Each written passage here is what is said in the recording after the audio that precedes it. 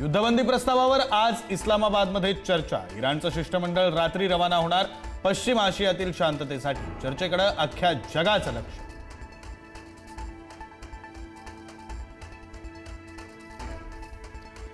पेक्षा जास्त जहाजांना हॉर्मुझमधून प्रवास करू देणार नाही। युद्धविराम करारानुसार इराण मर्यादित जहाजांनाच हॉर्मुझमधून सोडणार।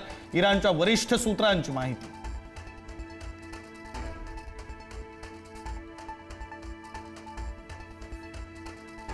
ग्रीन आशा गॅसवाहू जहाज JNPA बंदरात दाखल।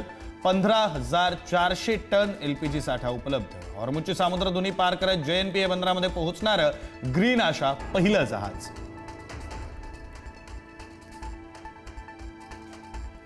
नाशिकच्या IT कंपनीतील लैंगिक शोषण प्रकरणामध्ये आरोपींची धक्कादायक मोडस ऑपरेंडी। नव्यानं जॉईन झालेल्या आर्थिकदृष्ट्या कमकुवत तरुणींना ओढलं जायचं जाळ्यात। कंपनी HR अश्विनी चेनानीला अटक। बंधू अशोक खरातच्या कार्यालयातून महत्त्वाचे पुरावे SITच्या हाती। 22 रुद्राक्ष, इंग्रजीतील A to Z अक्षर आणि 1 ते 26 अंक लिहिलेली पट्टी SITच्या हाती।